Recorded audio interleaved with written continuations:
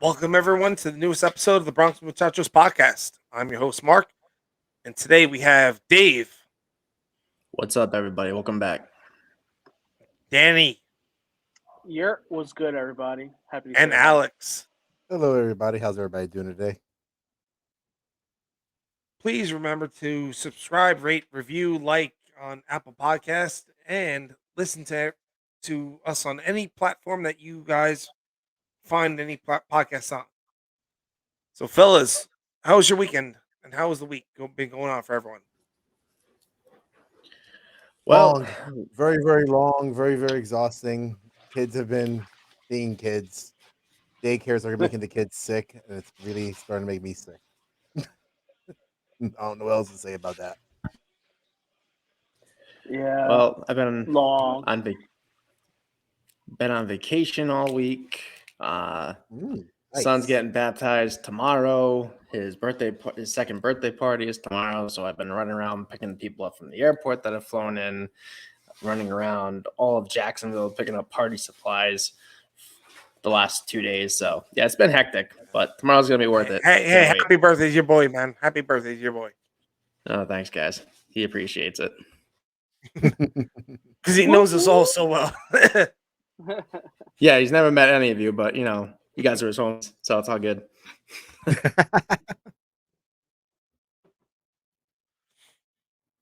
So here's a big question for everyone. So Kylie McDaniel, he came out with with the top 100, and you know what? The first one on the top 100 for the Yankees was Volpe at number 6. What does everyone think about that? What does everyone think that does Volpe deserve to be number 6? I think so. With the year that he had in the low minors, almost doing a 30-30 in the minors. You don't hear those type of numbers ever at that low level. Even at the higher levels, it's hard to even do a 30-30 type of season. So for him to bounce onto the scene and really show that he's here, I really think he does deserve it. So hopefully, within the next couple of years, he'll be in the big leagues, and that's what the ultimate goal is, and make an impact at the big league level. I'm definitely gonna have to agree with you on that one, Danny, because it's like I really think in a couple of years, maybe even depending on how long the lockout lasts, maybe even like we could use him, and why has to spend money in unnecessary areas for a long contract when we have someone right there that's going to be needed. So I can't wait for Volpe, and it's actually going to look really good for him because he has potential of being one of the greats. I mean, I think being number 6 overall prospect in baseball is pretty good. He hit both levels of A ball last year. He played 55 games at high A, 54 games at low A. There was only one plate appearance difference between the two. 213 at bats at Hudson Valley and 199 at Tampa, and 61 hits at high A, 60 hits at low A. I mean, it doesn't get any better than that. I mean, he had 15 home runs in high A, 12 at low A, 37 RBIs at high A, 49 RBIs at low A. I mean, to be number 6 overall in the prospect pool, that's pretty solid for someone that's only played one full season because of COVID. So I'm down with it. I've been the kind of guy that's been hesitant with Volpe just because he's not done it above double A ball, and I'm all on the Peraza train, but I'm also on the Roderick Harris train. I think Roderick Harris is going to be I think that he's going to be the guy that's going to be a better than everyone else. To be Yeah, honest but with you, he's 5 so to 6 years away, though. oh yeah, he really is. But I think you know what everyone talks about um the whole thing about the stopgap, right? So this year is Mhm. going to be the stopgap um for shortstop. I think that who we have is going to be a stopgap for him for Arias. That's just my personal opinion, but whatever, right? I think that Volpe has got the offensive of the ability to be there, but I think that he's not there yet on defense. I think where Peraza is going to be the defensive side is better on defensive side, not there offensively. And Peraza's number 25 on the list too, which is crazy that the top two guys that the Yankees have in the system are in the top 25, and they're not named Jason Mingus. So, what do we say about Jason Mingus on that note too? So for me, I think they're kind of grading him a little harshly. He was 18 at low A, which is 3 years younger than the average age at that. For most of those guys are out of college, are you know 20, 25, 20 to 23 years old. So for Dominguez to be competing and put up the numbers that he did at 18, I think it says a lot. Um, there's some things that needs to work on in terms of his build. Um, he has the tools. We've seen the tools. We've seen the power. We've seen his arm, like videos that Eli Fishman puts up. Like the dude is a stud. He has the tools, but it's just a matter of putting it all together and showing that he could dominate at low A. Like I think that'll be the goal for this season. He has to dominate at low A. Well, one thing I will say about Peraza, he had a pretty solid year. He hit 3 levels in the minor leagues last year: high A, double A, triple A. Played 28 games at high A, 79 at double A, 8 games at triple A, 326 at bats at Somerset. And overall, his numbers were pretty solid: 465 at bats, 297 batting average, 18 home runs, 58 RBIs, 38 stolen bases, OPS of 833. So I don't think he's a stopgap, but it's really hard to tell what this roster is going to do between here and now, because some of these guys could be going to Oakland for Matt Olson or Matt Chapman, or somewhere else for a pitcher, or some kind of prospect package from another organization. So, I mean, there's even rumors about maybe the Yankees picking up the phone and calling the Cardinals about John Flaherty. Some of these guys can end up going to St. Louis too. So it all depends on what's going to happen between now and then. Yeah, you're right in that. But I think when it comes back to the Jason Dominguez area, though, I think he's actually, for being 19, he's actually ranked at a good spot, because he's not the top of the list of the prospects, but he's not. We're not saying, oh my gosh, he's like below 50. He's right there in a good little range for his age. And when everything opens up in our outfield, let's be real, like let's say 3 years from now, if things are so open up in our outfield, he's gonna be a nice little person to plug up in there, and then we're gonna have that pop that we need in those that left at lefty. So the interesting thing that they're doing with the thing they're doing with Dominguez is actually pretty interesting. They Mhm. are protecting him very well. They're not letting the hype get to him. They're Wouldn't just you do the same no, thing though? Like, let's no, be I real. agree. What I'm trying to say is I like what they're doing with Dominguez, with protecting him the way that they are, but Mhm. yet they're kind of shoving people like Volpe, Peraza, Cabrera. Like they're like, it seems to me like they're kind of like rushing these guys up the totem pole, yet they're taking their time with Dominguez, which is kind of weird, especially with But Well, Volpe. well, it, let me ask you this. I mean, you got Volpe, he was drafted in what, 2018, right? Or Yes, mhm. 2019? I I think keep forgetting which 2018. one. 2018. So 2018, or no, maybe 2019 no, no, because I he think missed it the was 2020 It was season. 2019. Yeah, And he had the mono during that year, and then it was COVID the hit. COVID year, and after that, and then 2021 he Yeah, exploded, right? this So was his first no year. one expected, everyone who saw Volpe before everything else, he said, we don't know what's gonna happen. And then all of a sudden he blew up. So why is him and Dominguez are on two different tracks? Yeah. Mhm. And Dominguez is well. No, hold on. Volpe's 19. No, Volpe's 20. Yeah, Volpe's a little Volpe's bit a older. at least a full year older than him. Yeah. Yes, So Dominguez is still he's still a really young kid. yes, He's exactly. still It's really young. like Yeah. for being you got to remember, for being the age he is, and like for someone who's going to play the outfield, and hopefully he could play it for he no injuries happen and everything like that, God forbid, and he plays the outfield for a very long time. You're gonna want his body you want his being mentally capable for New York because like the city of New York is not gonna be kind to them. Let's be real. He takes the wrong train, everyone's gonna be cursing at him. It's going to be pretty scary if they re-sign Judge and they have both Judge and Dominguez in this lineup. Can you imagine that? Imagine Judge Him and Dominguez and Stanton. Don't forget Exactly. And God forbid, can you only imagine if Sanchez comes back around? My God. He's not gonna get that Well, get that he's out not of your coming mind. back He's around. done. I'm just Sanchez saying is what done. if, all right? I'm just saying what done. if. I'm not saying it's going to happen. I'm just saying what if. He's done. Dave is in Marvel right now. He's watching What If. There's gonna be Hey, man. zombies here running around soon.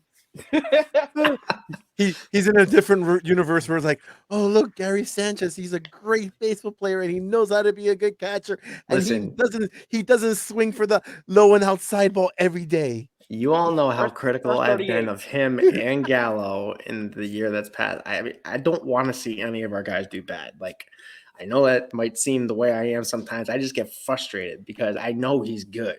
It just aggravates me when I see him batting 200, knowing what he did in 2016 in just 60 games. It's like we need the 2017 version of Gary back. Not Just get over it. this. Get over it. It's a fluke. That was a fluke season. He's done. He's nothing. Yeah. We'll see. Okay, just look for the future. Dominguez. Speaking of the future in the outfield, Juan Soto turned down $13,350 That's crazy. from the Oh, Nationals. That's Yo, crazy. forget about What's he everybody gonna else, get, man. 400? Give me Soto at 500. I'm good. I don't care. Let's Give do me it. Soto at 500. No, man. Yo, put him in. Who's left. going to give him Have- that contract? I would Nationals aren't? 100%. 100%. Give me You 500. think Hal won't even No. spend No, 25 there's no way. Hal won't even Yeah, spend an extra 25 million to get Justin Verlander. You think he's going to spend $500 million to bring Juan Soto here? Yes. He wouldn't sign Machado. He wouldn't sign Harper. And you think he's going to cough up $500 million for Juan Soto? Keep dreaming. I would hope so. We're on Earth 40 apparently, because I would love for Hal to do that. I would love for Hal to do that. Because Yeah, Soto well, in that lineup at Yankee Stadium, oh my God. In Well, left then you field, can't- if man, they sign Juan Soto- let him play center field or let him play left field, and then let him hit towards right field, man. Well, The 3-4 I'm telling you right team now, bombs. if Forget you about sign, Forget about if it. you sign Soto, you can kiss the pipe dream of re-signing Judge. Bye-bye. If they bring Soto Yeah, but here. Judge comes up before Soto.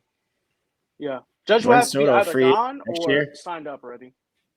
So this What's is Soto, Judge's free agent last in year. 2023? 24. 24. 24? Yeah. Yeah. Yeah. I don't know. Imagine that. Juan Well, Soto and Judge. Dave, here's my question for you. Who do you want What's up? right field? You want Judge or you want Soto? Take everything you know right now. Who do you want? I would Soto honestly, or Judge? if they brought Soto here, you can put him in center field. Or Mhm. if you feel more comfortable, you can put Judge in center and Soto in right.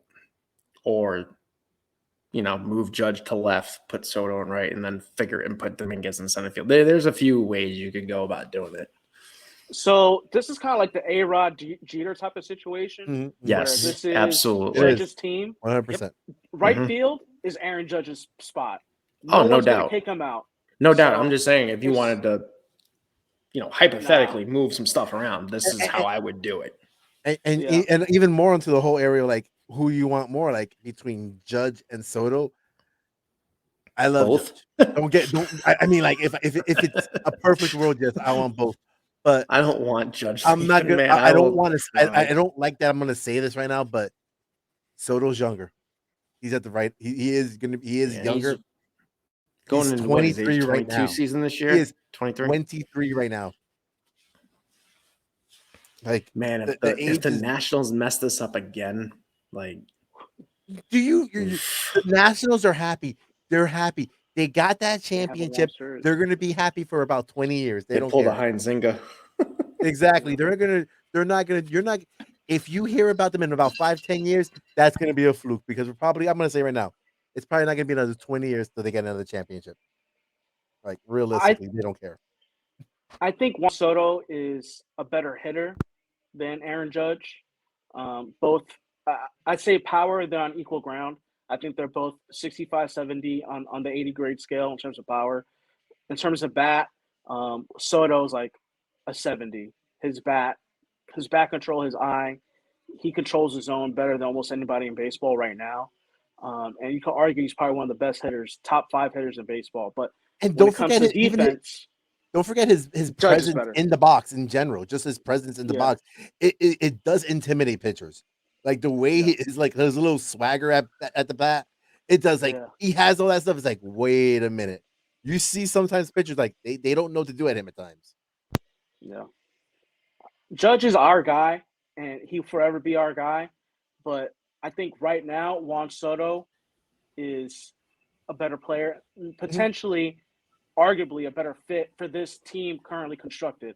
Now, if we add some left-handed bats, that might change some things. But currently constructed, I think Juan Soto would be a better fit. But you know what? I agree with you on that. I agree 100%. I think a Juan Soto in the lineup for the Yankees. I mean, we're talking in the 2 spot, the 3 spot at least.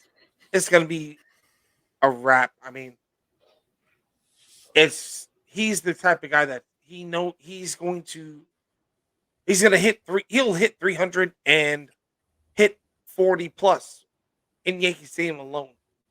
So I don't see why it wouldn't happen. You know what I mean? So according to Baseball Reference, compared Judge to Soto over a 5-year period. Over those 5 years, Judge has 158 home runs. Soto has 98. Judge has 4 triples. Soto has 8. Judge has 93 doubles. Soto has 91. Judge has way more at-bats than Soto, 2098 to 1612. Judge has 366 RBIs compared to Soto's 312. They've both been caught stealing 12 times, although Soto has 32 stolen bases. Judge is 24. Soto also walks a lot more than Judge, 373 to 361. And then Judge strikes out a hell of a lot more than Soto, 733 strikeouts to 352. Sounds like Soto you're has changing your mind out. So Dave, I got this question for you. If I have a question. Put your blinders on right now. Just go like this. If you saw the numbers, don't know the players, who do you want? Don't know the players. Don't know nothing. I would say that probably Soto, because he puts the ball in play more with the higher batting average than just the raw power with Judge. So, but I still want both. Hey, what's Soto's OPS Patriots plus? fan. I just want it all, Like a man. regular Patriots fan, just greedy. You want it all. That's it, baby. Just want it all. What's their OPS plus? Because that's league average OPS plus for both of them. So Judge has 10 points higher than Soto, 150 to 160. Wow. That says a lot to me, because that takes into account everything league average wise. So Judge being 60% better offensively than Soto is a little bit surprising, but I think a lot of that has to do with the homers, because what you say, 158 compared to 98. 158 to 90. And again, the dimensions of Nationals Park is a little bit bigger than Yankee Stadium, so you got that going on too. And they've played similar amount of games. Games played. Judge has played in 572 games over that 5-year span to Soto's 464. Yeah, that's like another season. Yeah. Yeah. So that could easily close the gap right there. Yeah, it could. With another season of Soto's homers, and although Judge has more hits, 571 to 485. So I don't understand how Soto would have a higher batting average than Judge if Judge has more hits. It's kind of the math. Strikeouts. It's the strikeouts. That's strikeouts. Okay. Yep. And the walks. Because remember, you said yourself that Soto has more walks to strikeout ratio than Judge. Yep. So very interesting comparison. I actually got a question now. I got a question for everybody. Who's somebody that you see on this top 100 that's not on the top 100 right now, but in a year or two, you think will be on the top 100? Oh, don't ask me because I'll give you my guy. You're My last guy's then, Mark. How about that one, Mark? You could be oh last, okay? Roderick Arias is going to be on the top 100 in a We're done. heartbeat. Do it. He's going Go to ahead. like listen. I think that one Volpe's great. I think that Peraza's great. I think that what's his name? I think that Arias is going to be better than all of them. Mhm. Switch hitting. He's got arm. He's got power. He's got the bat hand-eye coordination for it Mhm. all.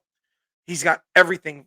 He's got the defense for it all. He's got the arm. He's done. He will stick at shortstop. Everyone else will move off shortstop for him. Is what I'm saying.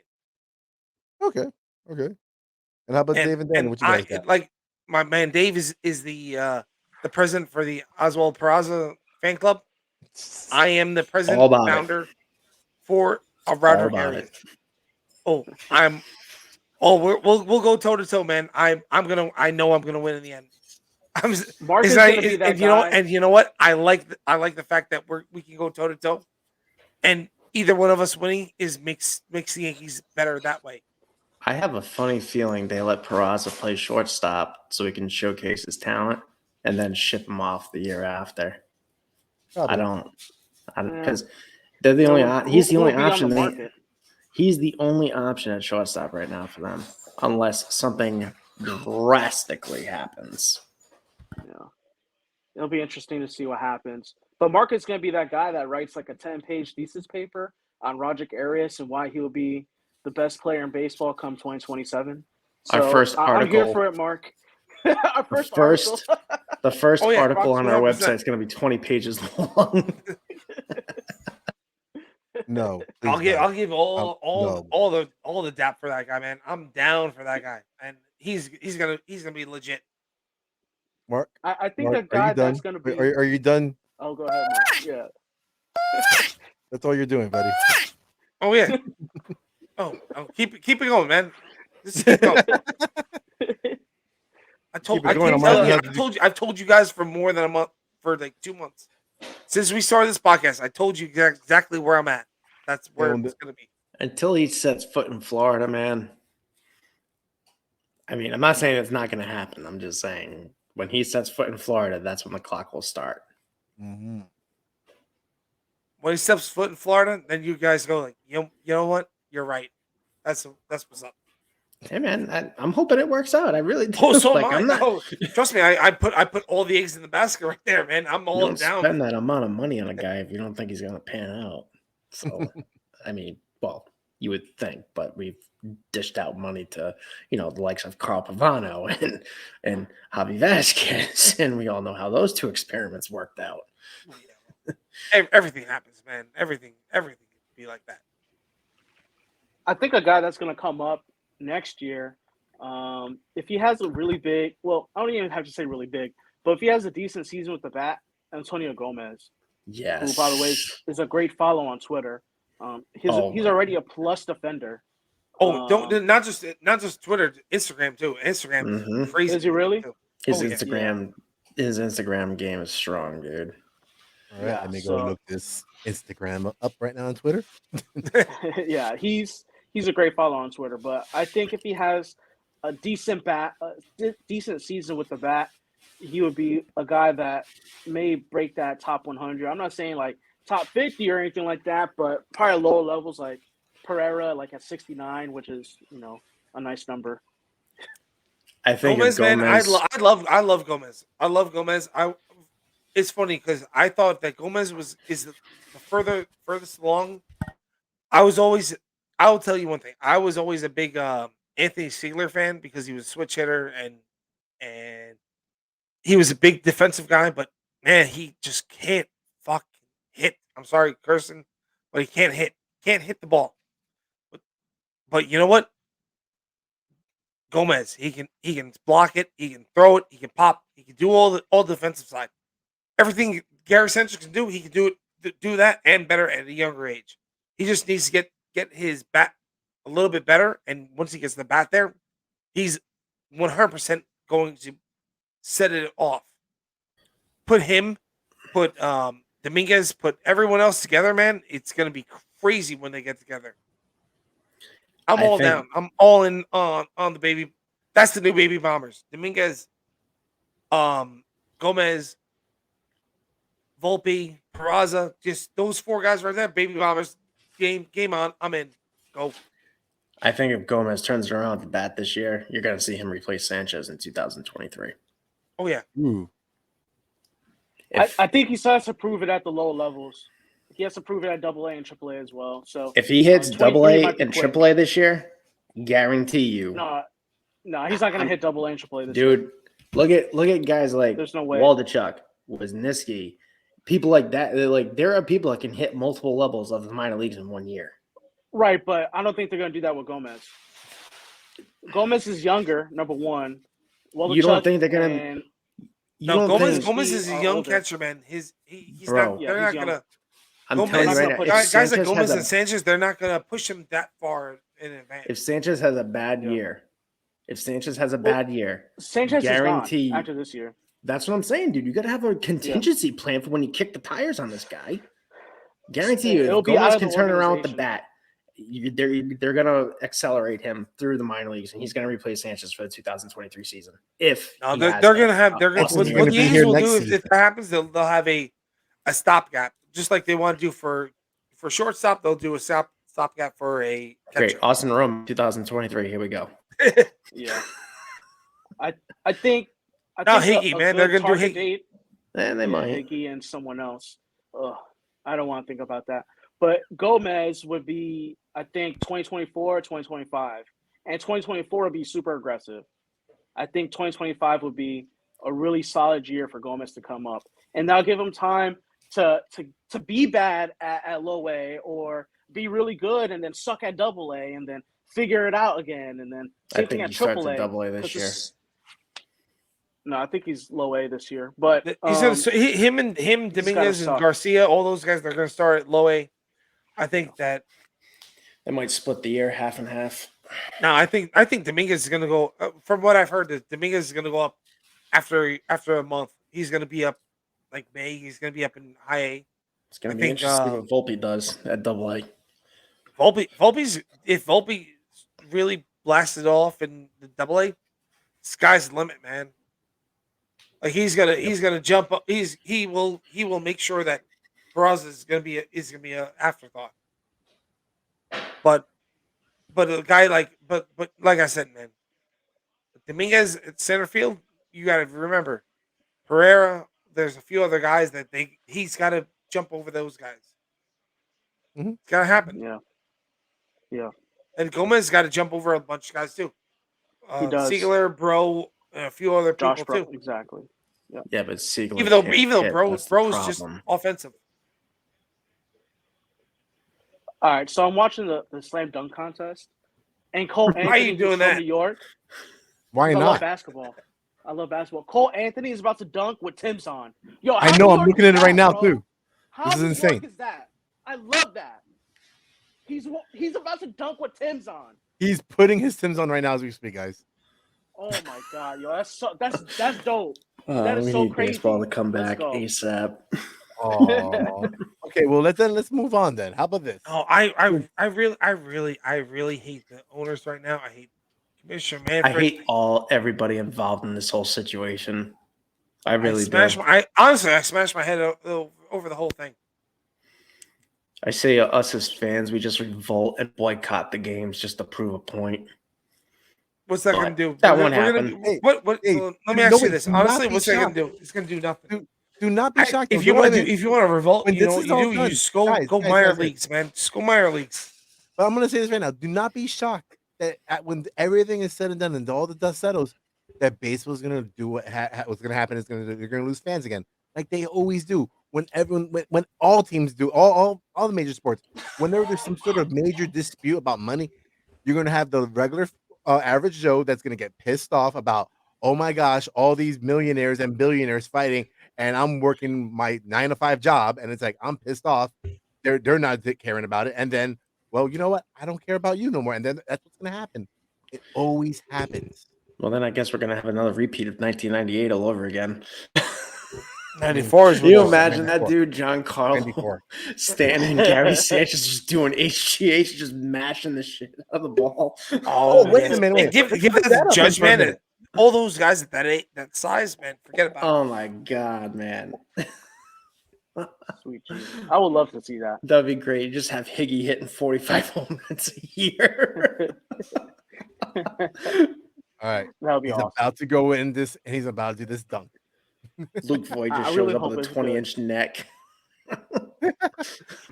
45-inch Big eyes. biceps. Not that I'm advocating for performance-enhancing drugs. Let's just clarify that. I'm not. What's the big deal? No, They already what's- allowed it now. You might do be. it. At this point, you might be. They allowed it. They're not drug testing no more. That's because the CBA's expired. They can't drug test. They don't have a collective bargaining agreement. But they're taking it off altogether. Think about it. Hey, you know what? No, You I heard it go was coming down- back once the CBA Hey, gets drive down signed to Miami. into- Start handing out things to everybody, man. Oh, man. Exactly, Dave. Danny, exactly.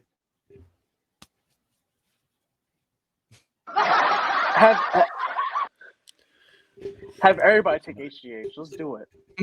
I'm fine. Game with on, that. man. Do it. Hey, have everybody get HGH. Bring the sticky stuff back for the pitchers. Boom! It's an even playing game. There we go. We're Everybody done. be cheating. You want to be as big as Barry Bonds? You can be as big as Barry Bonds. You want to freaking throw 110 miles per hour? Go ahead. That'd be crazy. Sid Finch over here throwing one. Chapman- Everyone's on the even Chapman playing field comes at out of that the point, man. Come bullpen on. throwing 500 miles an hour. Ball just bursts into flames. Breaks Gary's hand. Yeah. Yeah, Every everybody bat else is thought, gonna come disintegrates, up. man. Come on now. It's going to be good everybody time. thought Randy Johnson killing a bird with a 90-something mile an hour fastball or something. Yeah, watch this. You want to throw a ball of flame with your hands? But hey, let's get back to on track and let's continue from last week's whole our little best of the decades. How about that? Okay. Do it. And Yeah, you know what? Let's go with the yours. You want to 2000s. go, or should I go with the 2000s? Let's go with the Yeah, 2000s. 2000s. Everyone's got to know who the best teams in the 2000s are. Well, the 2000s started out pretty right. We won a championship again, Subway Series. Can't go wrong there. Another good thing that happened in the 2000s is we got Jason Giambi. That was great. and Yeah, the Giambi, losing if you're team, that listening was to kind of this, a kick in the R.I.P. to nuts. your brother. I will say Yo, it. Giambi's my dude, man. I love Giambi. Every time I went to the game, he was hitting home runs left and right. So Giambi was my boy, left and But right. we Let me gotta ask say- you guys this. Was it really worth letting Tino walk? Yes, Yes. yes. Never Yes. won a title with Giambi Yes. at first. So it Don't was still care. worth it. Yo, Tino was not the offensive kind of guy that Giambi was. He was done. Yeah, but he was clutch. And think when about he it. needed to be. And if Tino would have been so good, guess what? Before we even got Giambi, he would have won the World Series in Arizona, and he didn't win us the And World if Series then. Tino was that good, he would not have waited 4 He years tied before the he game in game jacked up his 4 in the numbers. 8th And we inning. still lost the series. It doesn't matter. I don't care. I hate that year. Okay, that's 9/11. That's the year that we So should have do won. I. and I we hate didn't win. 01, 02, 03, especially 04, 17, 19, and 18. No, Tino was washed Tino up. was a guy that his numbers were predicated on what happened when he had a contract. When his contract wasn't up, he was shit. When it came down to being a better player, that's when the numbers came up. When he needed the money, he was there. He had 17 homers in 2005. He was Mhm. a shell of himself. Yeah. He wasn't the I same mean, guy. and Dave, think about it. We got the AL MVP, okay, runner up. What's wrong with getting a runner up of the MVP to someone who was basically a shell of himself by that point? Dave, I mean, yeah, he was a shell of a player in 05. He was at the end of his career. I'm saying he was still.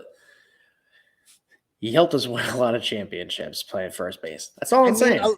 a lot of people helped us win At championships. the end of the day, Babe man, Ruth helped us win it's championships. about what's We on gotta the get rid of fingers. Babe Ruth. Huh? We had to get rid of Babe Ruth at one point in time. Well, And he yeah, helped because us he was win dying on the championships. field. But yeah, but then as we were saying, so then another thing that happened in that year, talking about Giambi, May 17th, 2002, he hits a 14th inning walk-off grand slam. And this lists the Yankees to a 13-12 win over Minnesota. So I think that was an important one right there too. That was awesome. Oh, I love that. I love that one. Love that one. That was Love that home run. awesome. Mm-hmm. We all Love that remember home one. run. Yeah, that's one of my favorites from John. And then on the 21st of 02, Yankees defeat the Tigers 3-2 at American Park to clinch their 5th AL East title. Can't go wrong with that. That's beautiful. June 13th, 2003. Roger Clemens becomes the first pitcher since Ryan in 1990 to reach 300 mark. Can't go wrong there. He was being his little Rocket Man self. He's a rocket man. Rocket Man. Hey, Mark. Remember October 16th, 2003? Man, I'm too old for that. Come on. Aaron effing Boone. Oh, yes. That was a good one. That was I fun. think that I still remember that game like it was yesterday. Oh, I remember that game. I remember that I game. think all of us should. So well. Oh my gosh. And I remember I remember Oh my Mo God. running out onto the pitching mound, just falling down there, just trying to dig up everything there. The dirt. Yeah. Oh my Yep. God. Yo. So when Boone hit that homer, my dad was sleeping, and I woke him up. I went throughout the entire. I couldn't contain myself. I was 13 years old. I went nuts. I woke up my dad. I was like, "Aaron Boone hit the home run." He's like, "What are you talking about?" So I stayed up. I stayed up and watched that entire game. My dad went to bed, and everybody in my house was asleep except for me. I was downstairs in the basement of my mom and dad's house watching the game, and I was just holding my baseball bat in my hand. I'm like, something's got to give. And then Boone came up, and he wasn't exactly like tearing the cover off the ball in the postseason. I'm like, great, this game's gonna go on forever. I'm like, why are they pinch hitting Boone for I forget who was supposed to come up to bat. But whoever he pinch hit for, I'm like, great, here we go. It's gonna go on all night. First pitch, bang, in the left field. I jump up off the couch. I put both my fists through the drop ceiling in the basement. Wake everybody in my house up. They were like, my mom and dad thought the house was falling down. They're like, what's wrong? What's going on? I'm like, Boone just jacked it in the left field. We're going in the World Series. You got to live in a New York apartment at that point, man, because then you're waking up everybody in the New York apartments. That was probably the best game I will ever see in my life. Watching that comeback. I love that game. Thank but you, you know Grady what? Little. 94 when Stephon Matteau hit, set the Rangers into Stanley Cup. That was a whole nother ball game right there. It's funny how we're talking about this good thing that happened in October 2003, but then the Marlins happened. Yeah, we remember that. Yeah. You know what? The Yankees weren't trash. The Yankees. The problem was that the Yankees had. They wound up. Jeff Weaver. No. Josh Beckett. That's the man we should all be hating right there. Okay. No. You stop. If Jeff Weaver doesn't give up that home run to Alex Gonzalez in the bottom of the 12th in Game 4 rather, they don't come back and win Game 5. Remember, Dave and I had this conversation Dave and I had this conversation, man. Forget about this. All right, we'll move on. Forget about this. I'm sorry. Remember this. Forget about it. Forget about it. I said New York thing, man. Forget about 2004. Okay, Derek Jeter makes a spectacular catch against the Bo Sox, diving into the stands. That year can go to hell too. I mean, the year could go to hell, but I mean that dive. That game was great. Yeah. Okay. That game was great. Yeah, it was. Flaherty wins the game with an RBI single in the 13th inning. That's the John Flaherty game. Exactly.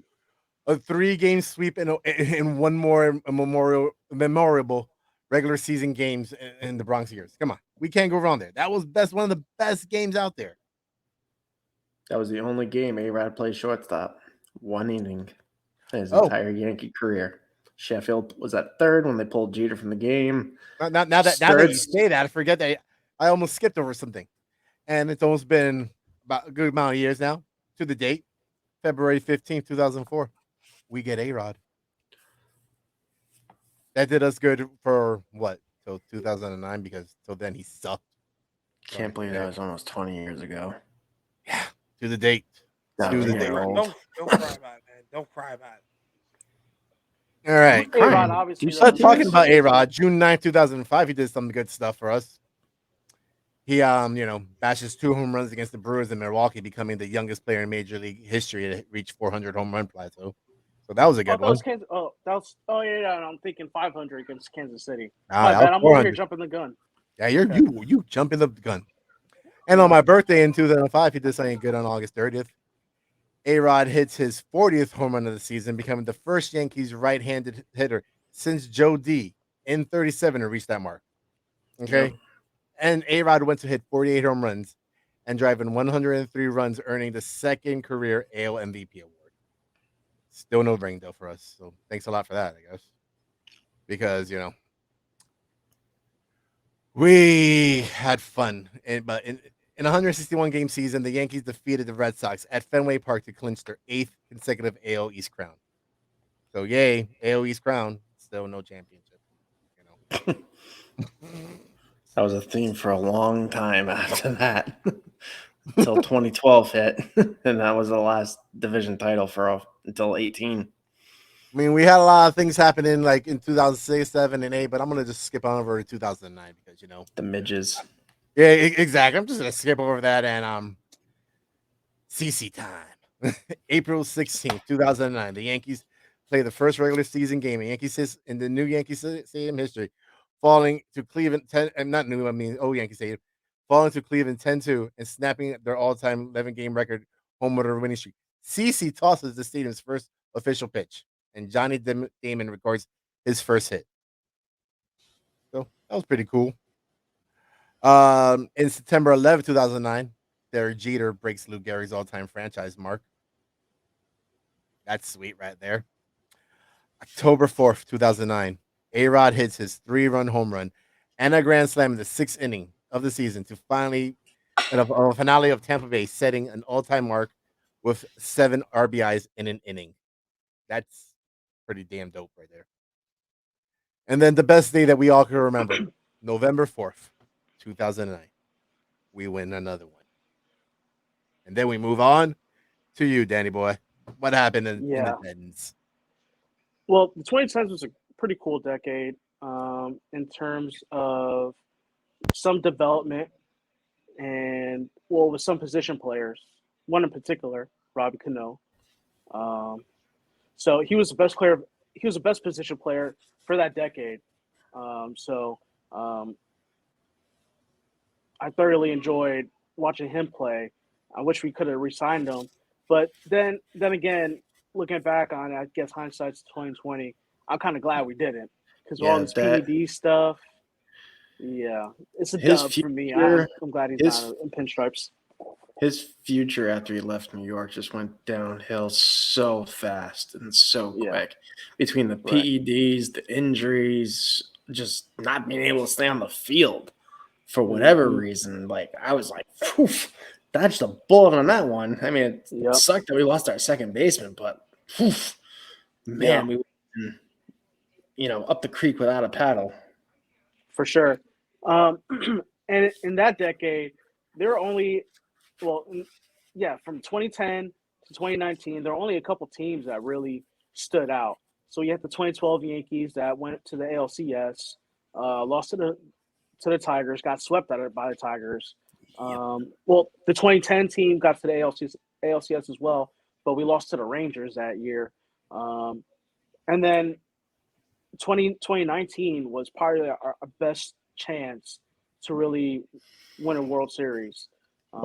17 and 19 were our best chances to win a World Series.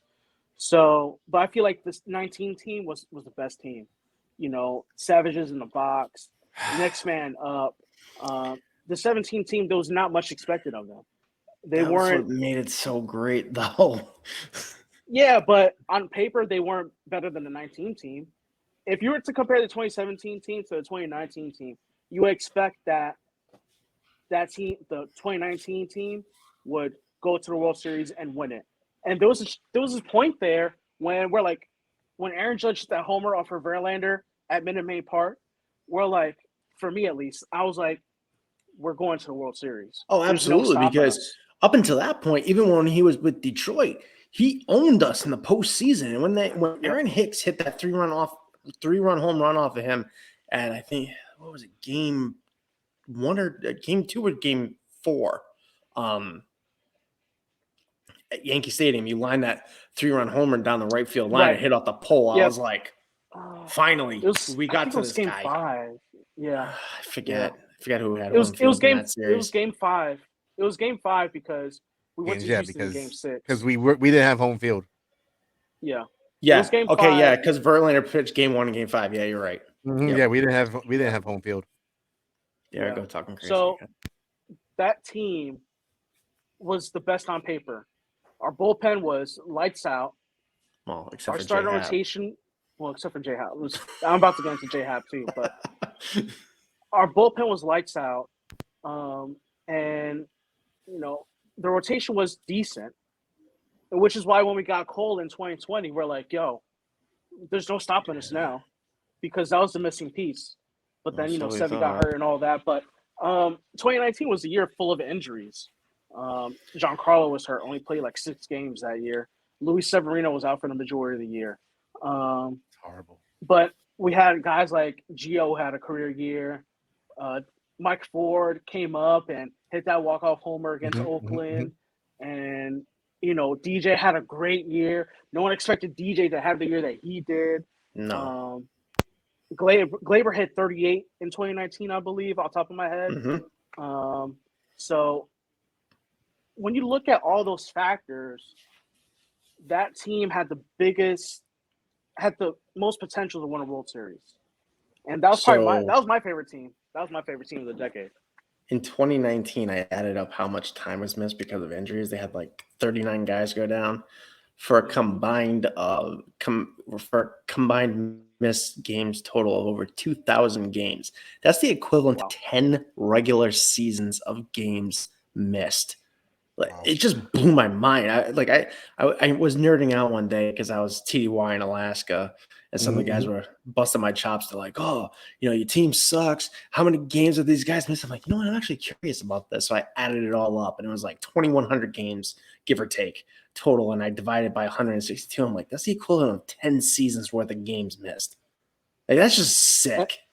That's sadistic. And they still won 103 games. Yes. That was the crazy part. And I think that was make the it happen in 21. Clubhouse culture.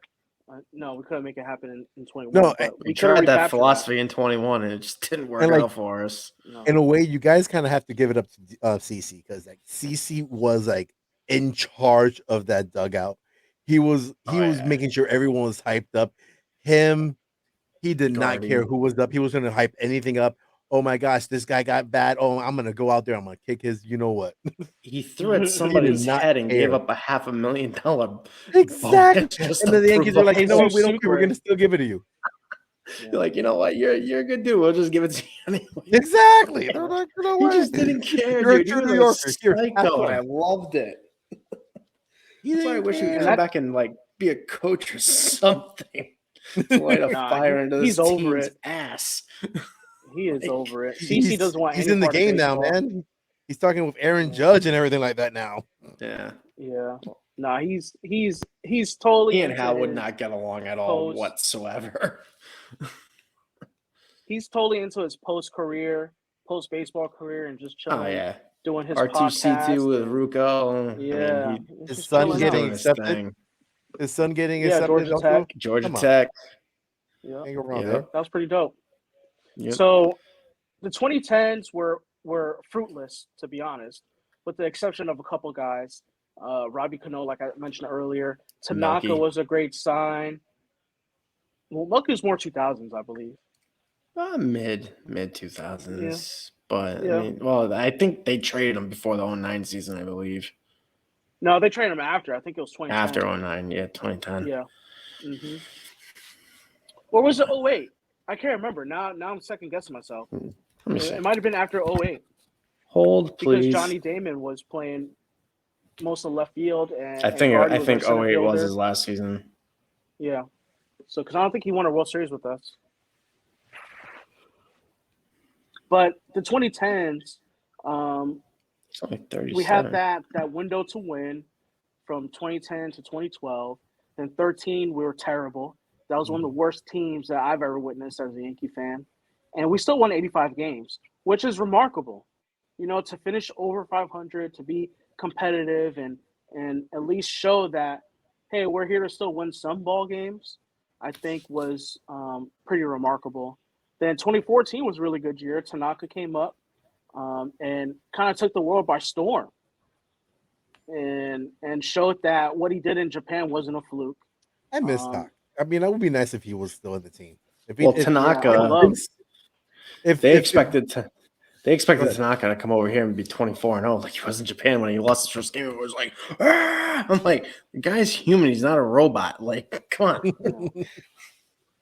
And Cabrera was traded after the 2009 season to 2009. Atlanta. Okay, yeah. So 2015, we got to the wild card game, and it was just the tip, you know. The Astros washed us with Tanaka on the mound, and that was just that. 2016, oof. Yeah, Keuchel was nasty that year. Oh yeah, I hate his beard. I don't like Dallas Keuchel. His beard was sick. You know, Is sick. Yeah, I hate his beard. I hate his pose on the mound. I hate that long. Like, no, I hate it at all. He's just he's cocky and all that, but whatever. He tore us up in the playoffs that year. But 16 was a year that we broke it down, and rightfully so. We needed to break it down. Traded Chapman and Andrew Miller. Then that set up the 2017 season, which was magical for a lot of reasons. With Gary coming up and just being that MVP caliber type of guy, and seeing like, hey, we have a stud here, and then for him to just 3 years later be questioned as not only like as a starting catcher, but being a guy that can even be relied upon to provide quality at bats, which is a far cry from when he came up in that second half of 2016 and his full season in 2017. So there was a lot of good things that came from that season, that it gave that clubhouse confidence to win. And then 2018, the Red Sox came out of nowhere to win 108 games and be like the best team probably of the decade so far.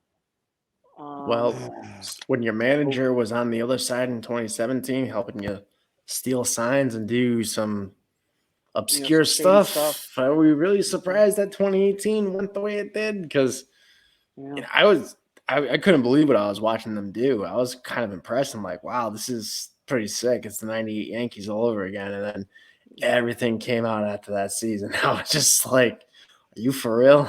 Like, are you for real? Like, this has been going on for 2 years and MLB is not going to do anything about it? Like, right. Okay. Crazy. Cool. Great. We got screwed out of a World Series for 3 years in a row. Realistically, seeing that go on right there and seeing the position MLB is in right now, are we really even surprised anymore? Like, not like it's trash. Rob Manfred doesn't really care. Everyone says he cares. He cares. He doesn't care about anything. He doesn't care. He don't care. And who cares about the owners? Joe Torre should have been the commissioner of baseball. Did you hear what Jeff Passan said, David? Jeff Passan's legitimately. He was asked if he thinks baseball's going to be back on time this year, and he doesn't think it.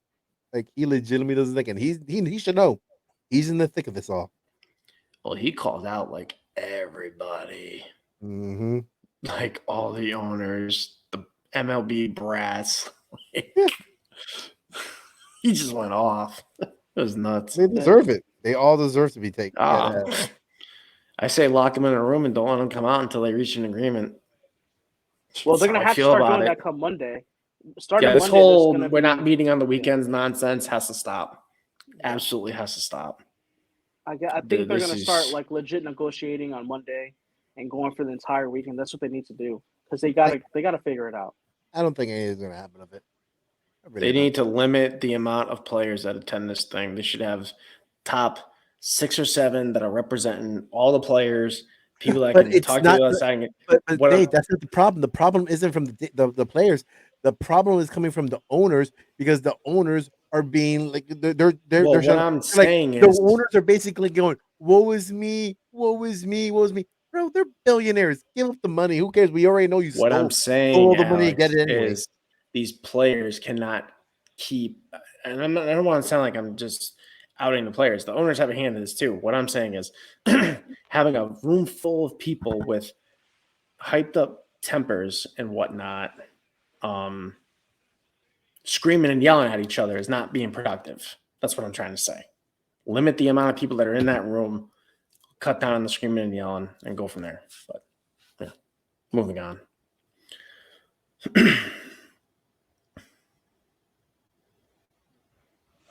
Yeah. So, oh, No, go ahead, go ahead.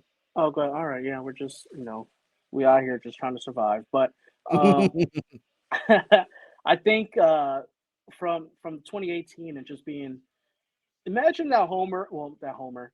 Imagine that pitch that Gary hit off of Kimbrel, and the ALDS went out.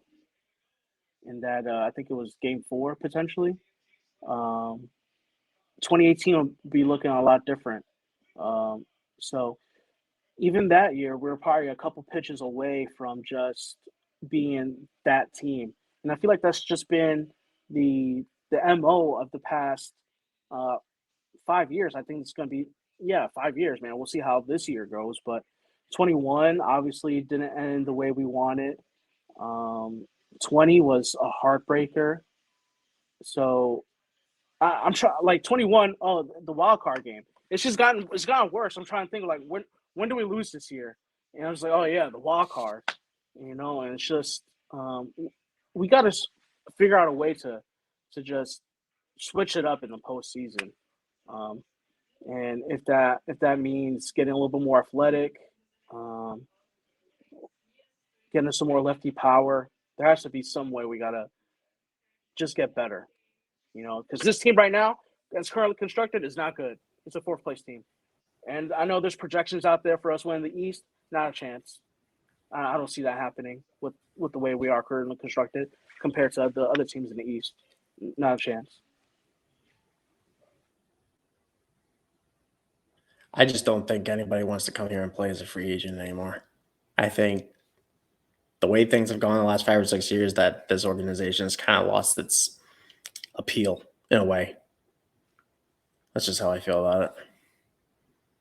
With the nickel and diming of players to just being content with winning a wild card to just giving the impression that the ownership just doesn't care as long as they keep raking in billions. So it's pretty sad when players are opting to go to Toronto or Tampa Bay or, one of the teams out in California or the Mets, for God's sake, or the Red Sox. They'd rather go play there than come play in the Bronx. So, yeah. Well, you know that no one really wants to go out to California. No one wants to go down to California and Tampa Bay Unless and it's the things like that. Dodgers. No, well, Dodgers Dodgers are got 2 to years go. removed from World Series. They are, but they got to be big money. But you know what? Let's put it this way. I got the '80s, right? I did things in the '80s, and I'll give you a couple guys that I think that if they played down right now, what they did back in the '80s, they would be absolutely great. The first person was Don Mattingly. Don Mattingly, first baseman, left-handed batter, left-handed hitter, first baseman, everything about it. He would crush what's going on right now. And if you ever looked at his numbers right now, especially the big time, his major numbers, which was the craziest thing in the world that he never had. Excuse me.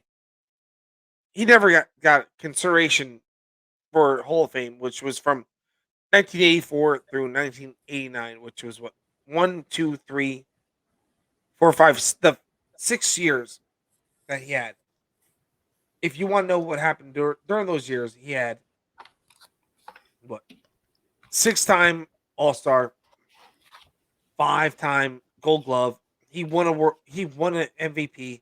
Then you want to add on everything else to it, right? So you're talking about having couple of silver sluggers. You had the most hits for in baseball in totality. He had in 1984. He had 204, and then 2000 in 1986. He even made even more than that, 236 or something like that.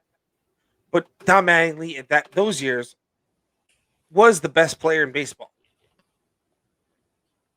Add to that after that, now a left fielder. So you move Joey Gallo to center field. You have Aaron Judge to right. Stanton now fully as DH. Guess what you're gonna have?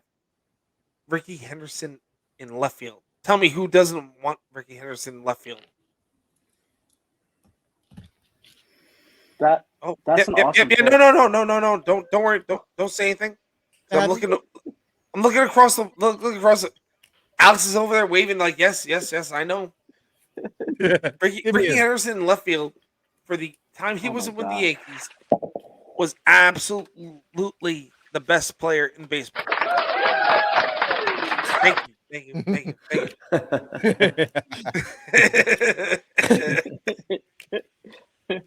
How about you, Dave? Huh? What you got for your 90s? So I got a little bit of surprise for you guys. So I'm taking 1999 version of Derek Jeter and I'm plugging him at shortstop. 158 games, 24 home runs, 37 doubles, 9 triples, a 349 batting average, 438 OBP, 552 slug, and a 989 OPS. Yeah, absolutely ridiculous. Then I'm taking the 1993 version of Paul O'Neill and plugging him in right field, moving Aaron Judge to left field. That year, Paulie hit 20 home runs, 75 RBIs, only struck out 69 times in 141 games. So definitely got on base a lot. And then I'm taking Andy Pettitte in 1996, 21-8, 3.87 ERA, 240 innings in the third, 240 and a third innings pitched. The lineup I'd have Jeter batting leadoff, Hicks second and center field, Judge third and left, O'Neill fourth and right, Stanton DH, LeMahieu at first, Glaber at second, Sanchez at catcher, Urshela at third base, and I'd have it go Cole, Pettitte, Sevy, Tyone, and Monty for 2022. Okay. If those three guys played today, that's how I do it. Well, I didn't do it like that. I just picked players that I thought would have been great to be plugged into right now.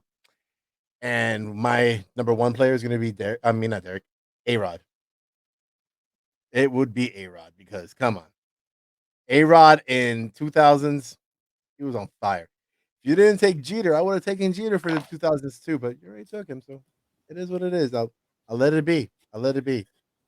Okay, for another position player that I will take at that point, Jorge. We need a catcher. There we go. There's our catcher. Done. He was pretty Game good over. at it. And he did a pretty good job at it. I guess we need a pitcher. Who to get? Oh, I know. The Sandman. Done. Game over. Danny, it's off to you.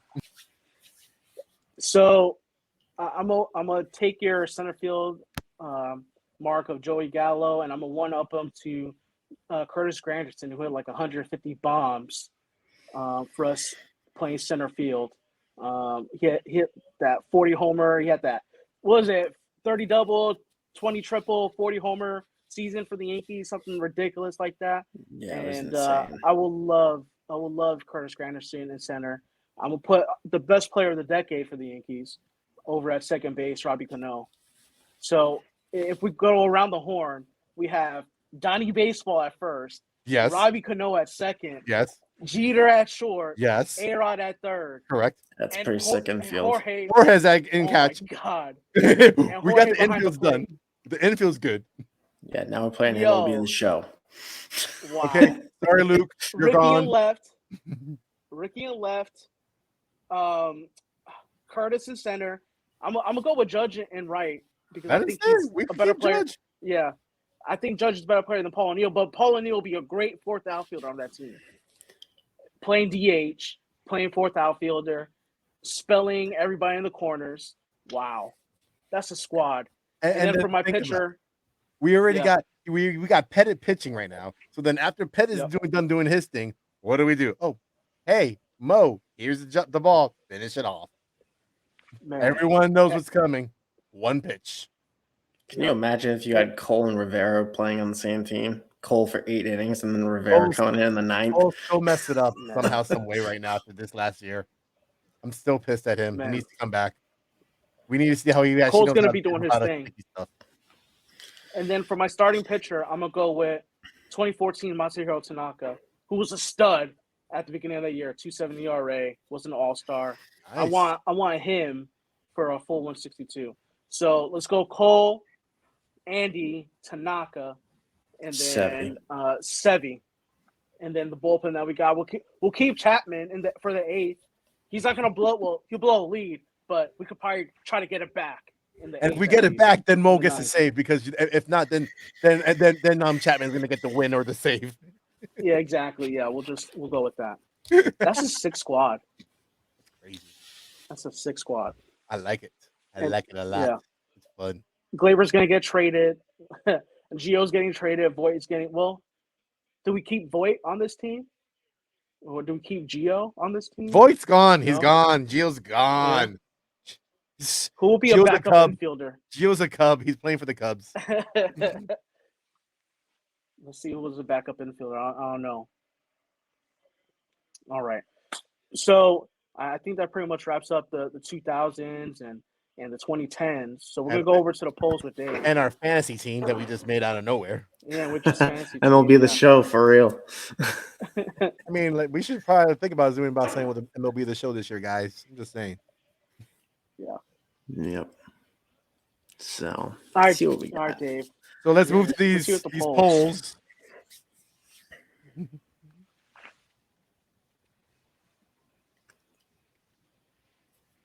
There we go. Okay, so this first one got a lot of heat when we put it up. There have been, all right, so disclaimer, there have been rumors circulating that Jack Flaherty is unhappy with the St. Louis Cardinals. Before the lockout, they went to arbitration. Things got heated in the courtroom. Apparently, people had to be restrained. Jack Flaherty wants $3.9 million. The Cardinals are saying, here's $3 million. So they're $900,000 apart. He'd be a great addition to this rotation. The Cardinals lack pitching depth going throughout the rest of the year. The Yankees have pieces in pitching depth that could make this trade very possible to happen. So the poll was lately there's been a rumor circulating that the Yankees could possibly be looking to strike a deal with the St. Louis Cardinals for right-handed pitcher Jack Flaherty. How likely do you think this deal gets done? 4.8% said highly likely. 7.9% said very likely, somewhat likely, a little bit less than that, and then no chance at all. 88.7%. We actually had some. I think it was either a Cardinals Twitter page or fan club page tweet back at us saying, "Please just leave us alone." I was like, "What a great response!" So I got a kick out of that one, but I apologize. I'm not trying to offend anybody in St. Louis, but we will gladly take Mr. Flaherty off your hands if you guys don't want him. So moving on.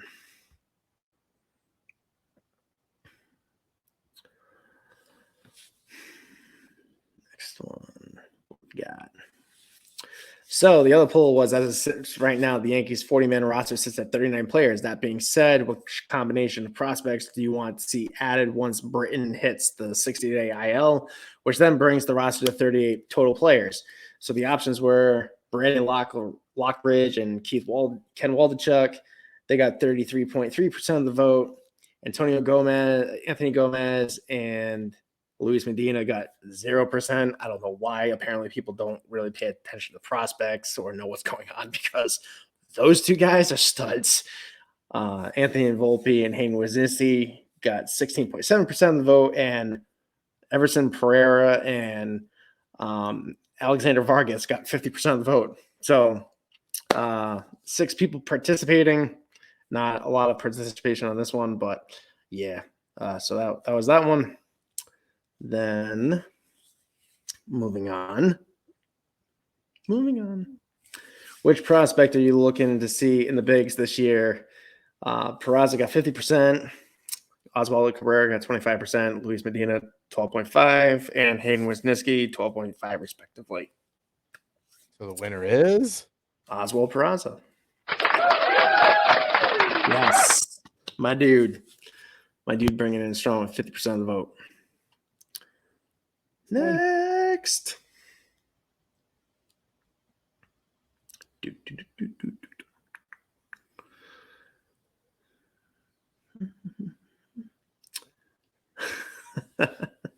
This one made me laugh.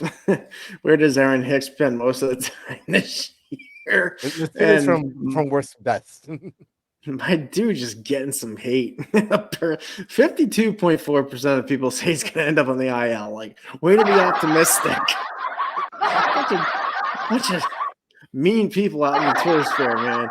4.8% say in left field, 23.8% say center, and 19% say the bench. So, Aaron Hicks, I hope to God you prove these naysayers wrong and play a full, healthy season, my dude. Hey, guy can dream. Come on now. Let's be nice. Okay. All right. Yeah. Keep slapping me. See what happens. Manny, the man behind the curtain. Will there ever be baseball again? Bunch of Debbie Downers, man. I'm serious. 85.7% say they hope so. And then 14.3% are saying throw in the towel and go Tarpons. So 7 votes on that one. I believe that is that.